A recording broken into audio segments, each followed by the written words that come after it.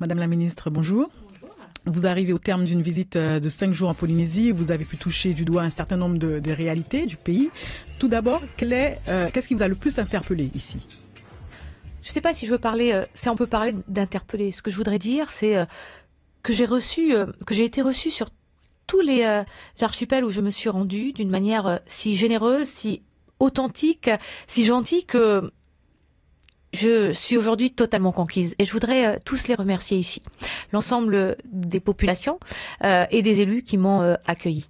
Alors à peine arrivé justement, vous avez été accueilli par ce rapport du docteur Sueur paru dans la presse et qui a fait grand bruit. Le sujet du nucléaire et de ses conséquences est particulièrement sensible ici. Est-ce qu'il n'est pas temps, comme certains le réclament, de réaliser une étude scientifique indépendante sur toutes les conséquences des essais nucléaires et sur plusieurs générations pour lever tous les doutes qu'il peut y avoir dans l'imaginaire commun au sein de la population qui s'interroge? Vous avez entendu les associations. Qu'en pensez-vous de cette sensibilité particulière qu'il y a ici concernant le nucléaire? C'est normal qu'il y ait cette sensibilité. Cette question du nucléaire, ça fait plus de 20 ans aujourd'hui que les associations portent des revendications et qu'elles attendent des messages forts de l'État, mais aussi des actes. Le message fort, ça a été celui du président de la République François Hollande en 2016, et les actes, ce sont ceux que Emmanuel Macron, président de la République, souhaite. Des actes dans ce quinquennat. Et l'un des premiers actes, c'est le fait que j'ai installé ici un comité de projet du futur institut d'archives.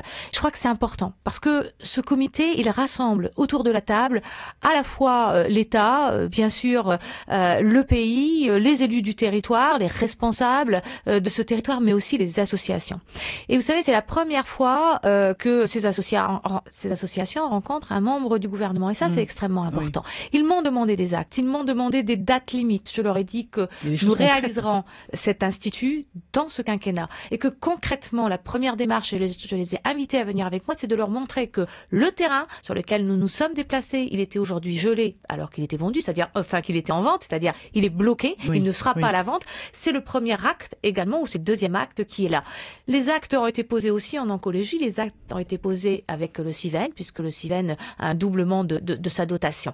Mais je comprends qu'on veuille précisément pour lever les doutes. Je comprends qu'on veuille aujourd'hui plus. Il y a un certain nombre de travaux qui ont été faits. D'ailleurs, ils continuent. Les travaux scientifiques continuent aujourd'hui et le CIVEN va traiter effectivement les cas les uns derrière les autres. J'ai pas de tabou moi. Si effectivement nous décidons qu'il faut, et j'ai rien contre, au contraire, qu'il faut faire cette étude génétique, qu'avec le territoire, nous pensons que c'est le mieux et qu'il faut le faire avec des gens qui ont déjà travaillé ou d'autres pays qui ont déjà travaillé sur ces questions, notamment le Japon, de manière indépendante. Il est évident que ça doit être de manière indépendante et transparente. Parce que nous sommes arrivés aujourd'hui à un besoin de confiance. Vous savez, c'est une mémoire partagée que nous devons aujourd'hui faire connaître, mieux connaître aux générations qui sont là, aux générations qui arrivent. Et c'est important qu'on puisse le faire avec des données transparentes. Donc je serai aux côtés des associations quand ils réclament de la transparence. Je serai à côté des associations et des élus quand ils réclament effectivement qu'il y ait des travaux scientifiques supplémentaires. Je serai à leur côté quand ils construiront ce projet culturel et scientifique de cet institut. Alors, les assises des Outre-mer, on va en parler. En termes de fréquentation de population, on avait l'impression que c'était pas un franc succès. Et puis, on apprend finalement que la Polynésie est le meilleur élève de la classe. Un livre bleu Outre-mer sera rédigé dans quelques semaines. J'ai envie de vous demander quand même, avec les propositions émanant de chaque collectivité d'Outre-mer, chacun ayant ses réalités. Mayotte, c'est pas la Polynésie, c'est pas Saint-Pierre-et-Miquelon ou la Guyane. Finalement, comment est-ce que chacun pourra réellement y trouver son compte? Alors d'abord, je veux vous dire que effectivement la Polynésie française ont été les premiers. Ici, les habitants, les socioprofessionnels, les politiques ont été les premiers à se jeter dans cet exercice. C'est 80 heures de débat, c'est 850 citoyens qui se sont exprimés, c'est important, sur l'ensemble des archipels. C'est 650 projets qui sont remontés. Qu'est-ce qu'on fait avec tout ça? Ce qu'on fait avec tout ça, c'est d'abord de garder cette dynamique parce que c'est une co-construction entre le pays, et je veux remercier ici le président Fritsch d'avoir cru à cette opération dès le départ et d'avoir mis en place l'ensemble de ces consultations avec le haut-commissaire. C'est leur dire que la réponse, elle sera effectivement en termes de solutions dans le livre bleu, mais elle sera aussi dans tous les contrats que nous passons entre l'État et les territoires, à travers notamment les plans de convergence, à travers ce qu'on appelle les contrats de soutien aux différents projets, à la création d'outils également d'accompagnement économique, à la révision de la défiscalisation, puisqu'on voit bien qu'elle n'est pas satisfaisante, même si effectivement l'outil sera garanti. Alors du coup, on peut se demander, un certain travail a déjà été fait ici, qui a abouti aux accords de l'Élysée, dont certains se demandent encore d'ailleurs ce qu'ils vont devenir, mais quelle différence il y aura entre ce qui émanera de ces accords de l'Élysée et des assises de l'outre-mer, en sachant que les grands thèmes forcément seront les mêmes, globalement? Vous savez, les accords de l'Élysée, moi je souhaite qu'on rende l'exercice plus pédagogique, c'est-à-dire qu'on fasse un bilan de mi-parcours. On y est en mars, ça fait un an, enfin mi-parcours, ça va faire un an, donc un bilan de cette première année, des différentes opérations, et les assises justement. Ce sont les points qui sont inscrits, ou les grandes lignes qui sont inscrites dans cet accord de l'Élysée, qui aujourd'hui ressortent en projet dans les assises et vont être épaulés, co-financés dans certains cas avec le pays pour répondre aux accords de l'Élysée et les mettre en pratique. Vous savez, les assises des Outre-mer, ce sont des projets, des solutions qui seront mis en place dans ce quinquennat. Ah non, vous n'avez pas entendu. J'ai dit illustrer. J'ai dit que ces projets, ces réponses, ces solutions pratico-pratiques viendront éclairer ou mieux faire comprendre ce qu'est cet accord de l'Élysée. Alors, on parle de toute autre chose. Dès votre arrivée, vous avez visité le centre d'accueil de femmes victimes de violences. Souvent, les femmes restent sous le joug de la violence d'un homme pour des raisons économiques, des raisons familiales, parfois des raisons religieuses aussi. On sait le poids de la religion. Ici, on est mariés pour la vie. Quel message apporter à ces femmes qui subissent, pensant ne pas pouvoir faire autrement et ne pas avoir le droit de faire autrement? Vous savez, c'est un sujet aussi extrêmement grave, puisque les territoires d'outre-mer, aujourd'hui, dans les résultats, dans les chiffres qui sont à notre disposition, et notamment le rapport du CESE sur les violences faites aux femmes, ont montré que les femmes d'outre-mer sont davantage victimes.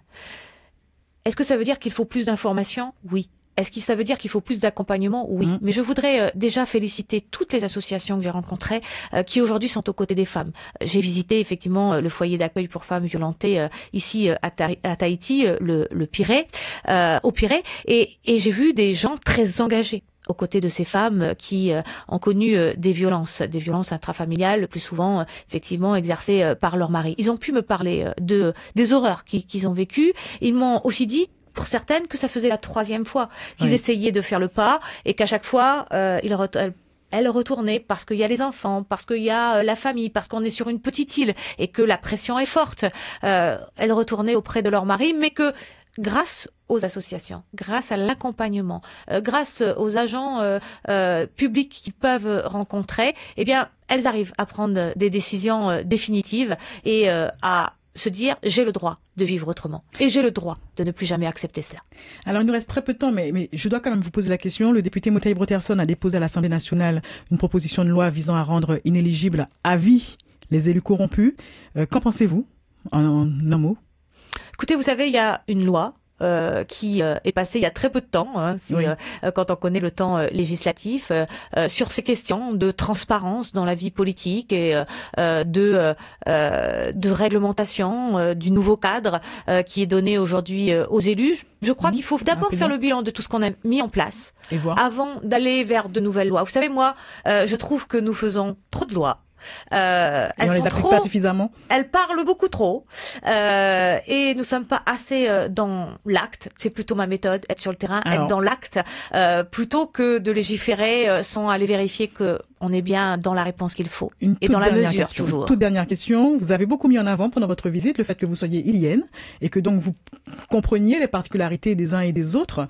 Il y a tout juste un an, votre prédécesseur Erika Baretz était à ce même micro et nous disait exactement la même chose. En quoi faites-vous la différence?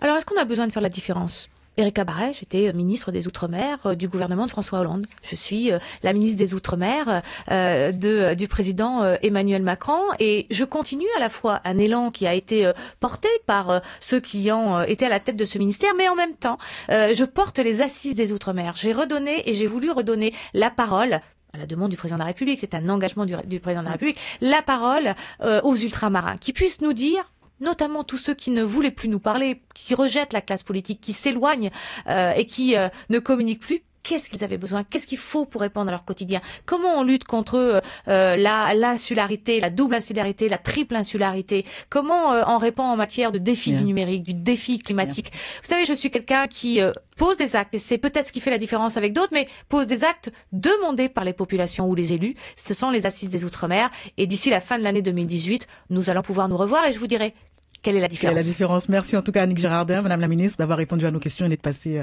dans notre matinale radio sur Polynésie, la première. Merci encore à tous les Polynésiens et Polynésiennes de leur accueil. Merci à vous.